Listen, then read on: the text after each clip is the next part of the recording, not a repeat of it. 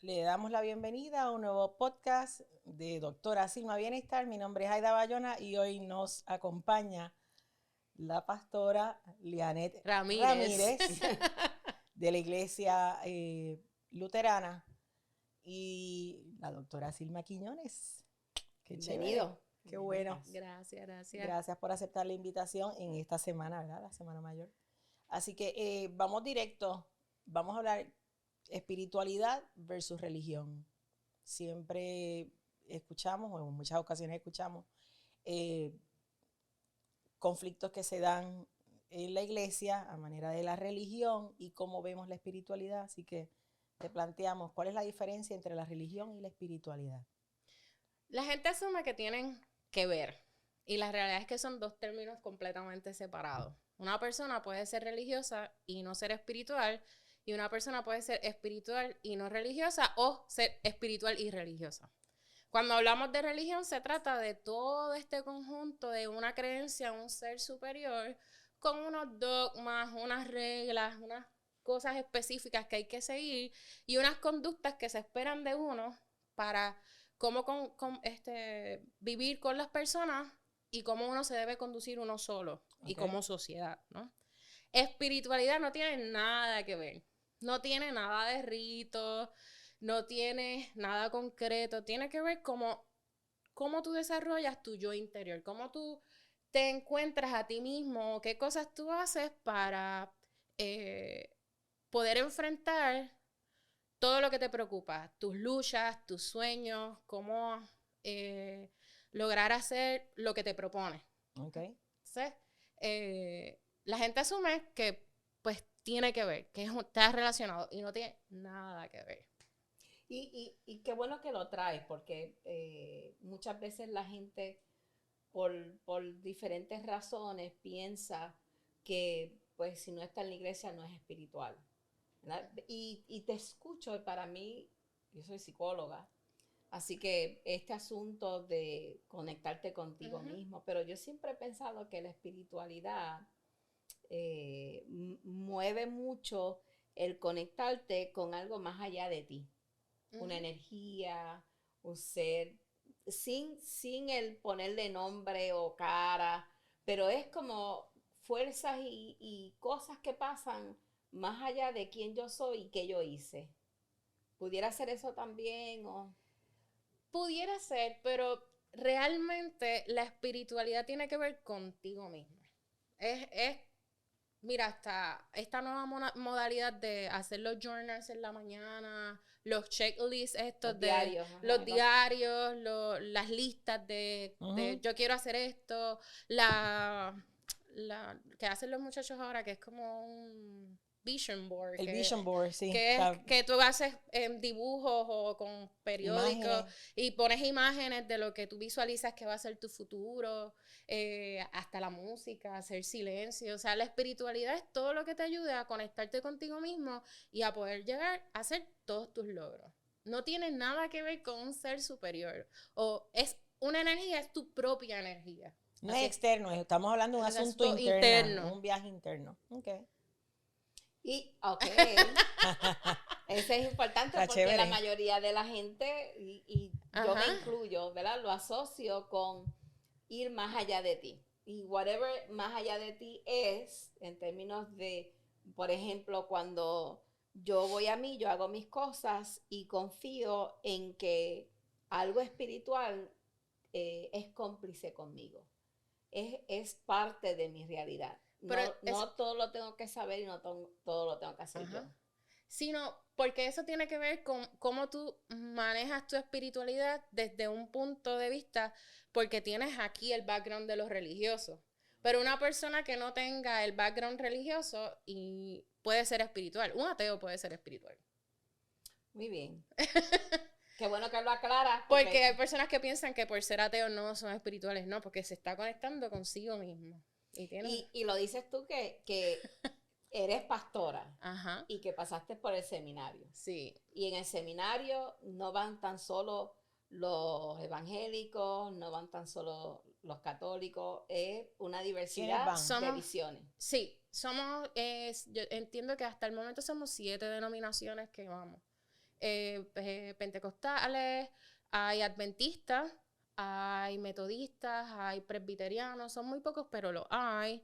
Estamos los luteranos, hay católicos, los episcopales. Y cuando hablas del seminario, para beneficio, es ponerlo en contexto. Seminario Evangélico de Puerto Rico. Okay, es para ir a estudiar como un contable, va a la universidad y se prepara para hacer sus estudios universitarios. Sí, okay. Allí estudiamos 2 tipos de maestría. Hay una maestría en arte en religión, que estudia las religiones como tal, y hay una maestría en divinidad, que es más como nosotros nos conectamos con lo divino y la teología para ayudar a la gente. Es más como estudiar para ser pastores y pastoras. Qué interesante. Y entonces, volviendo al tema. Todos somos religión. espirituales. Todos tenemos la oportunidad de ser espirituales. Hay personas que no son espirituales. ¿Y puedes llevar a la religión y no ser espiritual? Sí. ¿De qué manera? Pues vives la vida a base de los cánones, pero no te conectas contigo mismo. Lo haces de forma mecánica. No, como en automático. Sí. Hay personas que pueden estar toda la vida en la iglesia y nunca se han sentado a orar o a leer la Biblia o a conectarse consigo mismo o a ayudar al prójimo. O sea, van porque se lo inculcaron desde pequeños que fueran a la iglesia y lo tienen como una costumbre y han aprendido eso, pero no hacen ninguna cosa que los lleve a conectarse con sí mismo y a desarrollarse y ser mejores personas. Okay. Así que no viven la espiritualidad. No, pudieran estar exponiéndose, pero no lo están aprovechando, no lo están internalizando, no lo están... Ok, y entonces te escucho y yo estoy segura que hay gente que dirá, esa no es la definición de espiritualidad, perdóname, espiritualidad es que tú estés conectado con Dios y que, ¿qué le pasa a esa pastora? Y esa espiritualidad, si no llega de la mano, si no se acompaña de una religión, ¿se desarrolla? Sí, se puede desarrollar también. Que tú vas siendo más y más espiritual. Sí, porque te vas conectando contigo misma, con tu propia energía. Y presumo que tu propia energía es buena. Parte de que es buena. Bueno, se puede partir que es buena.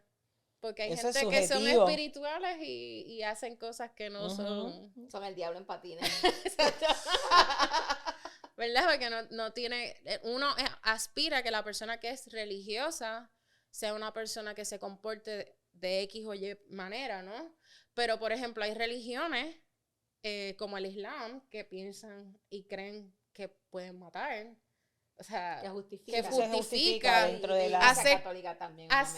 Hacer cosas que para la visión de muchos religiosos, no, eso no se puede, ¿verdad?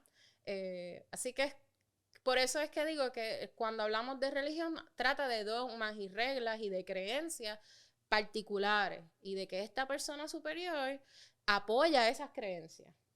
Pero la espiritualidad, no. Que hay prácticas y ritos en la iglesia que te ayudan a ser espirituales, claro. O sea, la lectura de la Biblia, las oraciones, los cánticos de la iglesia. Todas esas dinámicas te ayudan a ser espiritual. Sí. Te ayudan a conectarte con tu yo interior. Sí. Para entonces, no son las únicas. Pero sí. Por ejemplo, hay gente que me dice, ¿cómo es posible que tú seas pastora y hagas yoga?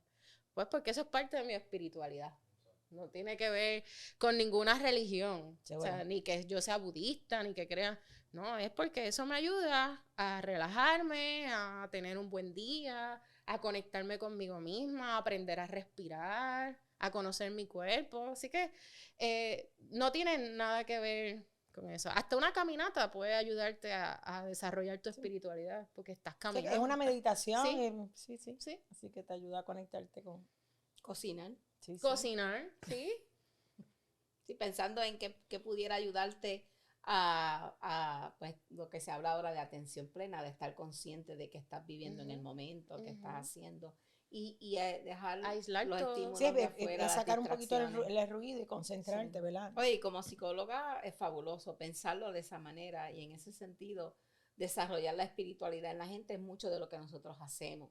Claro. Pero entonces vamos a hablar de religioso. Como que siempre despierta pasiones, ¿verdad? En la gente cuando hablamos de religión. Sí, porque y te traigo porque dentro de lo que uno entiende, de lo que se habla de religión, hay como una competencia. ¿Cuál de las religiones es la que es y tiene la verdad?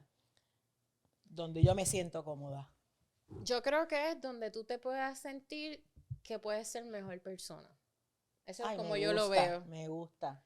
Yo lo veo. Que donde tú vayas y donde tú estés, en ese lugar que tú estés, sea el que sea, tú sientas que tú puedes ser mejor ser humano y puedas invertir en el bienestar no solo tuyo, sino de los demás. Y de hacer un mundo mejor y más justo y más humano.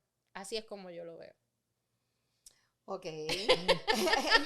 y es una definición bastante amplia y vamos a ir aterrizando. Me gusta tu definición. Es este asunto de humanidades en la universidad, pues religión es religare, el camino que te lleva a reencontrarte o conectarte con Dios. Y el concepto de un ser poderoso que te protege, que te juzga, que te castiga. ¿Qué de eso es esencial para uno decir, esta es la religión? O sea, las religiones, no quiero elaborar porque lo que quiero es que tú me expliques a mí, a los que nos están escuchando, esa definición de la vida, de quién nosotros somos, ¿eso es parte de la religión? Sí, yo creo que, mira, yo creo que tú tienes que sentarte donde quiera que tú vayas y tú tienes que analizar si lo que ese lugar, sea la religión que sea, te aporta a ti, va alineado a lo que tú crees y vives en la vida. Porque, por ejemplo, si yo fuera a otra denominación, habría cosas, quizás porque he nacido toda la vida en la iglesia luterana. ¿Te criaste en la iglesia luterana? Toda la vida, desde bebé. No me sentiría cómoda, ¿verdad? Porque lo hacemos de una manera. Pero también tengo que reconocer que hay cosas que se hacen en otras iglesias que yo diría, ay, si nosotros integráramos esto en mi iglesia, yo me sentiría más cómoda o me sentiría más realizada. O sea, no... Es que cada persona debe ir a donde se sienta cómodo y donde sienta que ese sitio aporta más de lo que le quita. Si ese lugar donde tú estás yendo te hace sentir incómodo, pues yo pienso que no es el lugar donde debes ir. No debes estar en esa religión. Okay. Porque, pues, obviamente yo creo en un Dios que nos ama y nos acepta tal como somos. Y ciertamente no es que no deba cambiar porque Él me quiera como yo soy, sino que Él espera que yo haga cosas buenas por el otro y que yo sea un mejor ser humano, un mejor cristiano y cristiana. En mi caso, porque soy cristiana, ¿verdad? Pero los budistas tienen otras creencias. Y esa es su religión. Y esa es su religión. Y yo conozco una muchacha que es budista y está yendo ahora a la iglesia luterana. Y a ella le encanta. Sí, no hay conflicto con eso. Ella dice, sí, yo me siento libre de vivir las dos religiosidades. Y tú dirás, pero eso es una locura. Pues no, ella dice, el domingo la iglesia luterana me da unas cosas que el budismo no me da. Yo vivo lo mejor de los dos mundos, dice ella. Y yo creo que también es el asunto más allá de las creencias, que es la religión, es la congregación, ¿verdad? Sí. ¿Cómo se dan esos encuentros? ¿Cómo se definen? Yo creo que lo más importante de la religión es el hecho de que tú puedes conectar con otras personas. Y yo creo que lo más difícil que ha hecho el proceso de la pandemia es eso. El que mucha gente, el único contacto que tiene con otras personas es el domingo o en las actividades de la semana. Entonces, el poderte congregar y conectar con otras personas te da una cosa que la espiritualidad no necesariamente te da.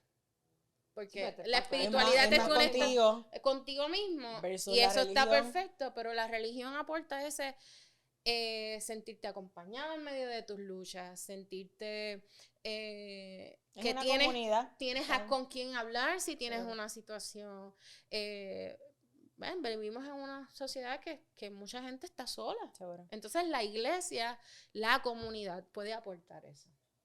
Te sirve de apoyo, compañía, sostén, ¿verdad? Uh-huh. Cuando te sientes ahí alicaído.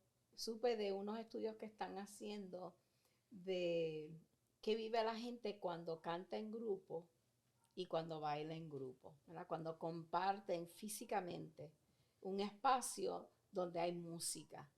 Y lo que encontraron en esos estudios es que muchas cosas buenas pasan en el cerebro cuando no estás cantando a solas, sino que estás cantando acompañado. Entonces, mucho de lo que se da en las congregaciones, en los cultos, es el cantar.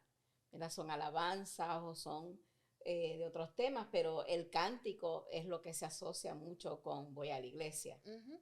Igual orar, ¿verdad? Uh-huh. Pues se está orando, muchas veces la gente repite el Padre Nuestro, o hay algunas iglesias que oran, pero están en un momento las voces uniéndose. Eso es como un gran coro. Uh-huh. Sí, yo lo veo, hay gente que dice, yo lo veo, a veces me aburre, es el mismo rezo, la misma oración. Sin embargo, yo, en mi experiencia espiritual, lo vivo como alguna gente cuando está haciendo meditación y hacen el home. Uh-huh. Cuando yo escucho un Padre Nuestro, yo me conecto con esa misma emoción. Uh-huh. Y a mí es como cualquier angustia que puedo tener, yo elevo un Padre Nuestro y a mí me aquieta. Uh-huh. Esa es la sensación que siempre tengo. Y digo, wow, ¿por qué no? Pues, la vivo en mi casa, pero no así me imagino, sí. Pero cuando la vives en un colectivo es diferente.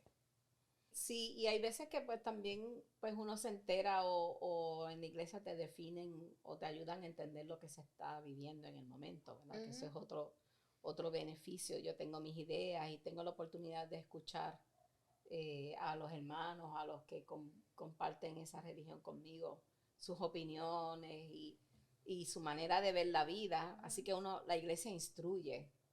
Hay algo de... Pero también hay este asunto de cómo se define Dios y la historia, y que uno asocia siempre con la religión, ¿verdad? Uh-huh. Yo creo que nos diluimos mucho en eso, en quién tiene la verdad y quién tiene escrito lo que es. Por ejemplo, a veces en las congregaciones hay hasta disyuntiva por los tipos de Biblias que se usan, y esta es la Biblia verdadera y esta es la Biblia verdadera.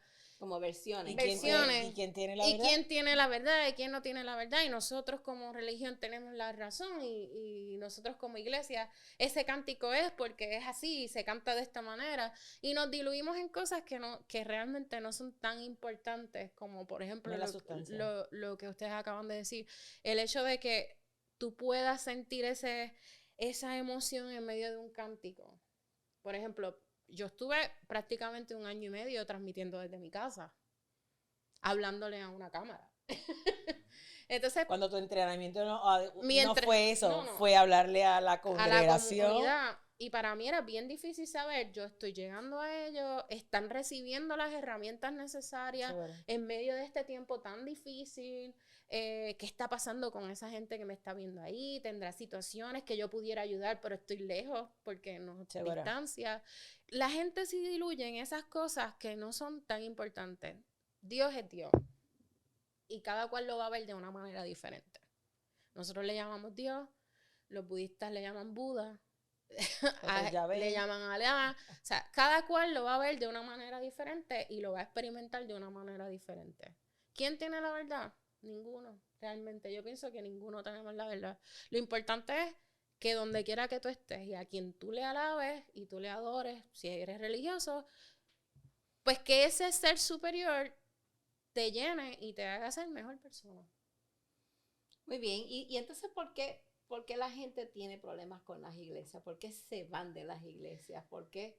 O sea, ¿cuál es el asunto que entonces la iglesia y la religión se convierten en un problema para el ferido? Yo creo que la gente busca un lugar utópico perfecto. Y cuando buscamos un lugar perfecto no lo vamos a encontrar. Porque mi casa no es perfecta. No. Así que casa la iglesia está llena de seres humanos imperfectos. Y no podemos esperar que ese lugar y esas dinámicas que se dan sean perfectas. Es como en la casa de uno. A veces la mamá tiene 2, 3 muchachitos. Y cada uno tiene una manera de ser diferente, una manera de ver la vida diferente. Salieron del mismo vientre, de desarrollarse diferente, de convivir diferente. Y entre esa gente que nacen y tienen el mismo ADN, hay disyuntivas, peleas y situaciones difíciles, ¿no? Porque esperamos que la iglesia no sea así. Si somos, ¿verdad? Creemos que somos una familia y nos reunimos ahí como familia. Y yo creo que la gente cuando va a la iglesia busca eso, esa perfección de... la Biblia dice esto y lo tenemos que hacer así, y si fulanito que viene a la iglesia no lo hace así, no, pues está mal. O fulanito toma una decisión que yo no estoy de acuerdo, pues yo le voy a dejar de hablar. O a veces se diluyen hasta peleas pequeñitas, que cuando tú vienes a ver, no tiene ninguna relevancia. Que si pusieron el banner aquí, que si pusieron esto acá, o sea, y es eso, es que yo creo que ciertamente es el sentido de pertenencia, ese lugar es mío, y yo quiero lo mejor para ese lugar, pero no sabemos cómo manejarlo, porque tampoco lo manejamos en la casa, esa situación. Entonces, venimos a la iglesia con esas frustraciones también. Mira, a veces vino malhumorado, tú le dijiste algo, la persona te contestó de mala manera, porque está cargado, ¿verdad? De sus situaciones. Sí. Y esa pequeña cosita hace que la gente diga, yo no voy para allá porque fulano me gritó, peleó conmigo y no voy para allá más. Porque me miró mal. O se sentó en mi asiento. Oh, Dios. Que ese es mi asiento. Ese es mi asiento porque yo me siento, ¿verdad? Es que se diluye en cosas y en los caracteres de las personas, ¿no? Va a haber discordias en la iglesia, eso es inevitable, somos seres humanos. Hasta los pastores nos molestamos y a veces decimos las cosas de mala manera, ¿verdad? Y hay gente que se disgusta con nosotros y deja de ir a la iglesia porque se disgustan con nosotros. Y se olvidan que nosotros somos seres humanos también, ¿verdad? Y que estamos en ese proceso de cambio, de crecimiento también, y que tenemos que mejorar muchas cosas.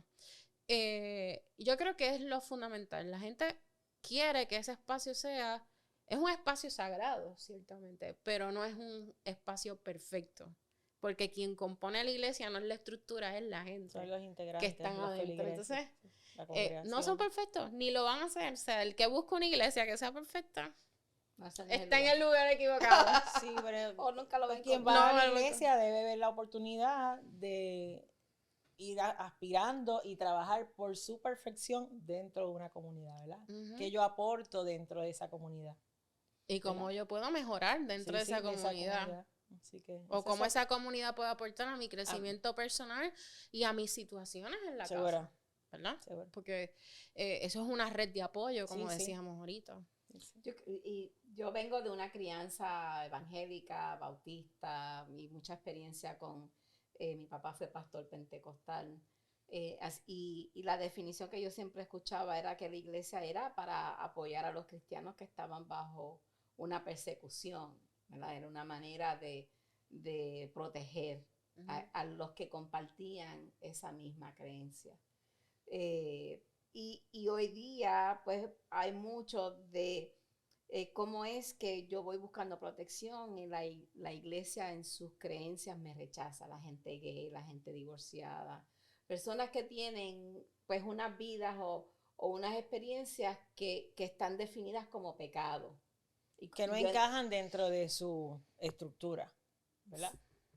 Sí, no son aceptados lo que tú vives. Y entonces yo creo que lo que dijiste ahorita, si ahí no te sientes cómodo, no te quedes ahí. No.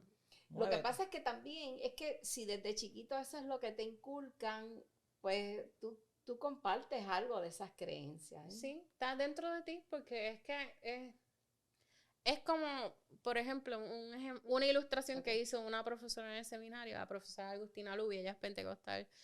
Ella hacía todos los años una lasaña para el Día de las Madres y le cortaban las orillas. Y un día ella le preguntó a su mamá, mami, ¿por qué tú picas las orillas de la lasaña? Yo no sé, preguntarle a tu abuela porque tu abuela las picaba. Y va donde abuela, ¿por qué tú picabas las orillas? No, pues vete a preguntarle a mami. Para ese tiempo su bisabuela estaba viva y cuando va, es que a mí no me gustan las orillas quemadas. ¿Verdad? Qué buena, sí. Y así lo vivimos. Así es que vivimos, o sea, porque usualmente se haya hecho en la iglesia y lo hayamos aprendido a decir, no necesariamente tiene que ser así. Yo creo que, y siendo esta la Semana Mayor, hemos perdido mucho la esencia de lo que Jesús hizo. O sea, Jesús fue un revolucionario. Uh-huh. Y lo que hizo en su época fue, y lo que le costó la vida, ir a donde la gente que nadie quería. a los que eran marginados, a los que todo el mundo apedreaba. Así que nosotros como iglesia debemos empezar a recuperar todo eso, las orillas de la lasaña que hemos perdido, que es lo más rico. Sí, crocante. A mí me gusta la crunchy. A mí me gusta la crunchy de la lasaña y se la estaban botando, ¿verdad? Hemos perdido esa esencia por cosas que no tienen sentido y que perdemos de perspectiva. Cuando fue escrita la Biblia, fue en otro contexto, en otro tiempo, en otras dinámicas. Y las tomamos como si fuera algo literal. Y las sacamos de su contexto y por qué escribían eso y por qué decían eso. Yo creo que es importante que a la religión que vayamos podamos hacer como hizo la profesora, indagar por qué hacen esto. Si tú sientes que eso no está bien, ¿por qué haces eso? ¿Por qué? ¿Cómo es que hace sentido para ti? ¿Por qué hace sentido si no tiene sentido botarle las orillas a la lasaña, ¿no? Así que yo creo que eso es lo que debemos empezar a recuperar. Y recuperar a aquellas personas que, mira, están solas y que necesitan a una comunidad que los acompañe en medio de sus luchas. Estamos viviendo un tiempo bien difícil. Yo creo que estamos viviendo tiempos bien duros. Yo estaba pensando desde cuándo empezó la debacle aquí en Puerto Rico y yo creo ni siquiera viene de María, viene desde mucho antes. Entonces yo creo que María fue como que la que abrió la caja, explotó la caja y dejó ver todo lo que estaba pasando a nuestro alrededor, ¿no? Los temblores y la pandemia mucho más, porque ha sido como la bola de nieve se ha ido haciendo más grande, ¿no? Y yo creo que hay que recuperar eso para que mucha gente pueda tener un espacio de libertad y la religión te lo puede dar. Qué raro escuchar eso. Wow, un espacio porque uno de asocia libertad. la religión y la iglesia con... Pues no sé. Estás hablando de libertad. ¿Cómo llegas a la iglesia y la religión como un elemento liberador? Yo no sé si parto de mi experiencia, y de la familia que he tenido. Yo creo que ese espacio de gracia y esa familia que yo he tenido desde pequeña, yo soy una niña que aprendió a caminar en la iglesia, en los pasillos de la iglesia. Y desde pequeña yo a todo el mundo le decía tío, tití, abuela, mami Alba, mami. Así me enseñaron en mi casa y yo aprendí que yo podía ser quien yo era en mi iglesia, ¿no? Porque Dios me amaba como yo era. Y ese aprender de ese ser superior que me ayuda, me acompaña y vive conmigo en mis luchas y me ama tal como soy, ha sido para mí liberador. Si yo lo he vivido. O sea, yo no sé, yo me siento que yo puedo hacer todo lo que yo me proponga porque yo tengo un vaqueo ahí. No solo porque Dios va a estar conmigo, ¿verdad? Porque soy religiosa, sino porque detrás de mí va a haber gente que me va a acompañar y me va a empujar. O sea, yo no estaría hoy siendo pastora si mis comunidades de fe y la gente de las iglesias en las que yo he estado no me hubiese empujado. Tú puedes, no te quites. Te apoyaron, ¿sí? Fue un respaldo. Entonces, eso es liberador. Cuando tú tienes ese grupo de apoyo que está detrás de ti y que te impulsa a ser una mejor persona y a cumplir tus metas, es liberador. Así yo lo veo. Eso es lo que me da la religión a mí. Wow. Hay personas que no experimentan eso, yo tengo que decirlo, ¿verdad? Y lo ideal sería que todo el mundo pudiera experimentar eso en la iglesia. Muy bien, y te pregunto, y mientras hablaba, se me aguaron los ojos, ¿verdad? Porque lo que trae es muy, muy valioso y muy íntimo. Yo creo que muchos esperamos, no necesariamente la gente asocia eso con la religión y la iglesia. Y te agradezco que lo compartas, porque estoy de acuerdo contigo, es un recurso. Es un recurso que no es perfecto, pero puede ser un recurso, y a través de mi trabajo con mis clientes eran recursos, a veces eran recursos hasta económicos, en momentos donde no hay, y tengo que salir de un hogar donde hay maltrato. Pero te pregunto, ¿qué cosas? Tú eres pastora de una congregación, pero tú haces consejería pastoral, tú trabajas con... ¿Cuáles son las problemáticas cuando tú hablas, las cosas andaban mal? ¿Cuáles son las problemáticas que más te traen, que con más frecuencia tú atiendes? La situación económica, las situaciones generacionales, las luchas entre los papás con los muchachitos y los abuelos que quieren estar, pero los abuelos tampoco entienden a los nenes que están creciendo. Eso yo creo que es lo primordial. Las situaciones entre parejas, o sea, la falta de comunicación. La gente no sabe comunicarse. Eso es, yo creo que de los casos que más atiendo es falta de comunicación tanto en la familia como en las parejas. Muchas personas que vienen de congregaciones que los han maltratado, eso pasa también mucho. ¿Por qué se da el maltrato? ¿Porque opinan diferente, se comportan diferente a lo que espera la iglesia? Sí, a veces hasta por pantalla, por la Bobería. ropa, Sí, por la música que escuchan, Okay. por ser de la comunidad LGBTQI+, hasta por ser jóvenes.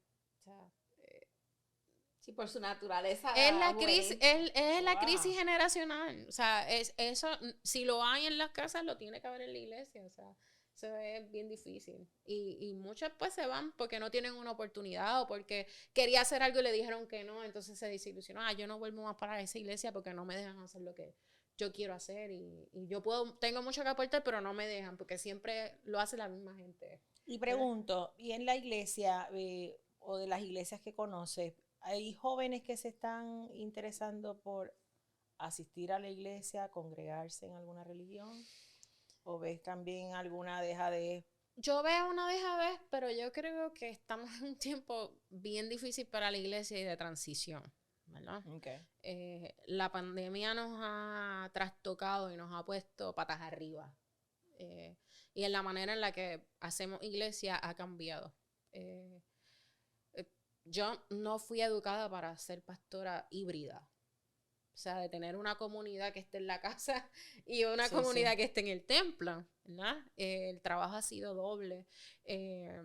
Y la mayoría de la gente que está viendo del internet tienen la necesidad de los ritos y de la religión y de desarrollar eso, pero no se sienten preparados en regresar a un templo, ya sea por el COVID, ¿verdad? Por alguna situación de enfermedad, o porque viene de otra iglesia y ven esta iglesia una alternativa, le gusta lo que se predica, le gusta lo liberador que es, le gusta la música, pero todavía no se quiere comprometer en ir a visitar a una familia de la fe. Y así están los jóvenes. Los jóvenes están buscando algo diferente. Y yo creo que la iglesia tiene que transformarse, yo creo que la iglesia tiene que empezar a escuchar a los jóvenes. Inclusive ya yo soy joven, ¿verdad? Uh-huh. Pero yo tengo una brecha entre los jovencitos de la iglesia que yo digo, ok, me ha pasado y digo, alto, tienes que escuchar. Sí, tú te criaste en la iglesia, así que desde pequeña tú vienes escuchando y viendo esa transición. Por ejemplo, los muchachos quieren una música diferente. Ellos quieren algo nuevo. No es que ellos quieran que la iglesia se convierta en un concierto, porque hay gente que piensa, lo que pasa es que los muchachos lo que quieren es entretenimiento en la iglesia. No, lo que quieren es una música más afín a ellos. Seguro. Cuando mi mamá estaba en la iglesia, quería que se tocara salsa y merengue dentro de la iglesia. Ahora eso es lo que se toca. Pues mira, ya la música ha evolucionado y los gustos de los muchachos han evolucionado. Y es lo que yo le digo a la gente en la iglesia. Cuando tú estabas en la iglesia y eras joven, no querías que tocaran el órgano. Uh-huh. Y querías que trajeran un piano. Seguro. Y que tocaran las congas, ¿verdad? Ahora hay piano y conga. Pues ahora los muchachos quieren la batería, la guitarrita eléctrica. O sea, eso es las iglesias están viviendo las mismas situaciones. Lo que pasa es que yo creo que hemos perdido la esencia de escuchar a la gente que está en la iglesia y de decir qué es lo que necesitan, qué es lo que la iglesia debe aportar para tu vida, para que tú te sientas cómodo en este espacio. Hay jóvenes, hay comunidades de fe que tienen un montón de jóvenes y cuando tú vienes a ver, esos muchachos están escuchados, tienen todas las alternativas, hay programas para ellos, la música es acorde, o sea, yo creo que los muchachos están buscando y quieren desarrollar su religiosidad y su espiritualidad. O sea, yo veo más los muchachos de ahora siendo más espirituales. escuchando música más espiritual, sacando su tiempo para hacer ejercicio, para conectarse con ellos mismos, para leer, para hacer yoga, desarrollar la espiritualidad. Pero también necesitan esto, pero no encuentran un lugar donde ellos se sientan, ok, este es el lugar idóneo, como yo decía ahorita, ese lugar donde ellos se sientan que pueden crecer y mejorar. Tengo una pregunta. No yo tengo si como 10. No, yo tengo una más. ¿Y qué te parece la conversión de Farruko? Mira, yo creo que, bueno, a lo mejor yo soy diferente, ¿verdad? Yo creo que él podía convertirse y seguir haciendo su carrera. Yo no creo que debía ser una cosa tan radical como dejar de ser él para encontrar su espiritualidad. Para encontrar su espiritualidad y su religiosidad. Okay. ¿Verdad? Es importante, me parece extraordinario que Dios lo haya tocado. Y es un mensaje chévere para los jóvenes. Sí, pero yo creo que él podía seguir haciendo lo que estaba haciendo. Entiendo el descontento de la gente porque tú pagas para un servicio, ¿no? Y entonces, si tú quieres un servicio religioso, tú vas el domingo a la iglesia. No un concierto pagando $200 por ver una persona. Pero sí, me hace muy feliz que él haya dicho, mira, lo que yo estaba haciendo no me llevaba a ningún lado.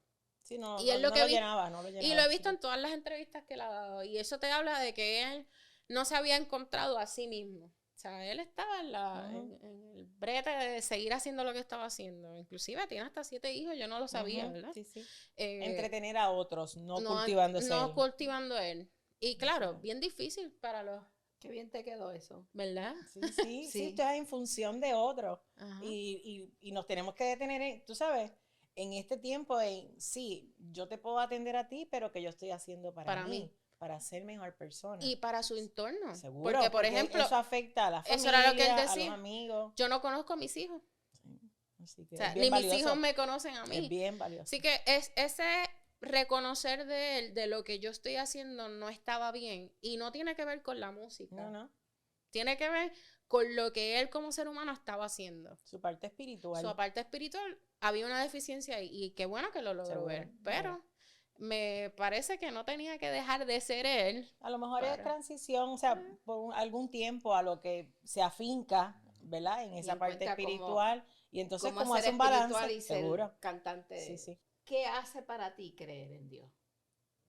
Hemos hablado mucho de la iglesia, de la religión. Pero, y no te estoy preguntando qué es Dios para ti, que lo pudieras decir, pero creer o no creer en un Dios. ¿Qué diferencia hace? En mi caso ha hecho todo. Lo ha hecho todo diferente. Yo a veces me hago esa pregunta. ¿Qué hubiese sido de mi vida si yo no creyera en Dios? Yo me la he hecho la pregunta. Yo creo que en medio de las situaciones de la vida que yo he pasado, ver los milagros que Dios ha hecho es lo que me ha hecho ver que hay un ser superior que está manejando la situación, no tiene que ver conmigo, porque hay veces que no está en mi control. Por ejemplo, yo dije que me iba a ir y no iba a estudiar y de momento apareció una beca full. O sea, tiene que haber un ser superior que mueva a esta persona a decir, mira, vamos a sacar este dinero para que esta muchacha pueda echar para adelante. O sea, yo no pagué nada en mis estudios en el seminario y me iba a quitar. O sea, yo en un momento dije, no, yo no puedo, económicamente no es viable. Y apareció todo el dinero. He tenido familiares bien enfermos y de momento cuando todo el mundo decía que no se iba a poder pasar, que no iba a pasar, que iba a morir la persona, de momento la persona está de lo más bien y lleva 15, 20 años viviendo y estaba desahuciado prácticamente. O sea, es esas cosas que no están bajo el control del ser humano y que son extraordinarias me hacen sentir y pensar que debe haber un ser superior. Y en cosas cotidianas, por ejemplo, yo voy por la ruta de la playa de la 165 y yo miro el mar y digo, tiene que haber sido una persona mayor quien hiciera esto, porque es que es tan perfecto, el mismo ser humano es tan perfecto. O sea, bueno, yo soy de la creencia de que la ciencia es instituida por Dios, o sea, yo no creo que lo hizo solo el ser humano, ¿verdad? Porque tiene el conocimiento para hacer la ciencia la tiene que haber hecho alguien superior. Es eso, es buscar dentro de lo mínimo, de lo cotidiano. Pasan tantas cosas, hasta el hecho de que te levantas en la mañana y abres los ojos, como que, wow. Y eso es un regalo. Es un regalo. ¿Y qué es la fe para ti? Para mí, es un regalo de Dios. Para mí. Es creer en esa cosa, es creer que pase lo que pase, yo voy a tener una persona que va a guiarme, que va a estar ahí para mí. Y que no estás sola. No estoy sola. Y no tiene que ver con gente. Es que yo, en medio de mis luchas, yo me siento acompañada por una energía, por un ser superior.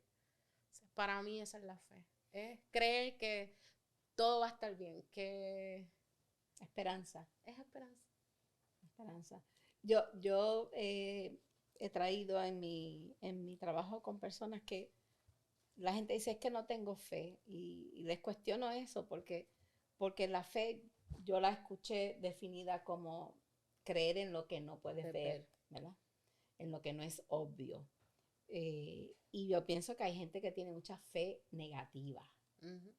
Mira, todavía no sabemos si te van a despedir y ya tú estás seguro que te van a despedir y estás con la ansiedad de que te van a despedir y estás sufriendo la despedida.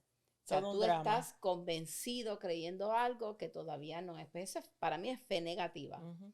Y la fe positiva, yo creo en que cosas buenas van a pasar. No voy a estar sola y si me toca vivir un reto, no voy a estar sola para manejarlo y lo voy a poder uh-huh. superar.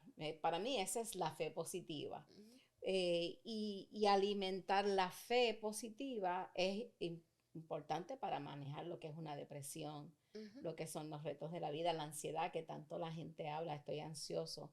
Pues la fe es algo que tú puedes utilizar para opacar un poco, bajarle la intensidad y el volumen a todas esas ideas de que te va a ir mal. Uh-huh. Y la iglesia y la congregarse y la lectura, porque son experiencias de otro, lo que tú acabas de decir, te enteras del milagro que se dio en la vida de alguien, eso aporta a tu fe positiva. Si yo no lo veo, no quiere decir que no pasa, que no va a pasar, ¿verdad?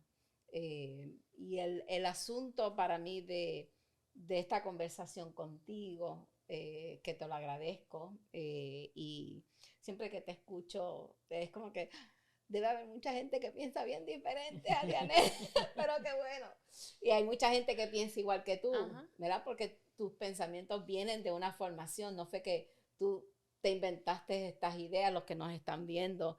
Lianet no es un pájaro extraño ni raro en las iglesias y en las congregaciones. Es una mujer formada de una iglesia luterana, se preparó, así que, y, ¿verdad? Y se educó y creció en una comunidad de fe. Así que eso es bien valioso. Que cuando miramos hoy día todos los retos que hay, no descarten la iglesia, segura, la religión, la espiritualidad como una alternativa para poder manejar los retos de la vida. Segura.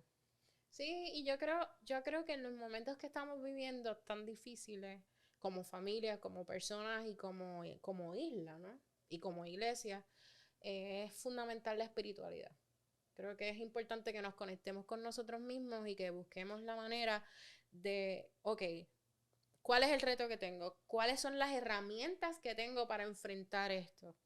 A lo mejor no tengo ninguna herramienta, pues por lo menos si estás experimentando en la religión, pues puedes conversarlo con alguien. Seguro. No estás solo. No estás solo. O sea, tienes una red de apoyo. A lo mejor vas a 10 personas y 10 personas no te escuchan, pero a lo mejor una persona de esa comunidad de fe te escucha y dice, ay, yo creo que fulano, por ejemplo, un trabajo, yo creo que fulano se quedó sin trabajo. Mira, esta oferta de trabajo se la voy a enviar a fulano. Sí, sí. Que eso lo aporta la religión, pero la espiritualidad te va a dar herramientas para, ok, no tengo las herramientas para hacerlo, pues déjame tratar de tranquilizarme, escuchar música, caminar. Sí, el ejercicio de orar es detente y haz una reflexión. Sí. No estés reaccionando a lo que está a tu alrededor. Haz ese silencio. Y hay que hacer silencio. A mí me ha costado, lo he tenido que aprender. O sea, yo lo disfruto. Yo tenía yo creo que yo llevo 8 años trabajando con los sonidos del silencio. Hay una persona que me dice, tú tienes problemas con los sonidos del silencio. Ciertamente, es verdad. Porque en el silencio uno se encuentra con uno mismo y con las problemáticas que uno tiene. Entonces, a veces es mejor Ponerse el headphone y estar todo el día con el Netflix de fondo, o con música, o todo el tiempo hablando, o tener el televisor prendido solo todo el día, o el radio. Eso es mejor que tener que enfrentarte con lo que estás pasando. Sí. Pero los sonidos del silencio son importantes y son necesarios encontrarlos y poder hacer ese ejercicio de, ok, ¿cómo esta situación me está afectando?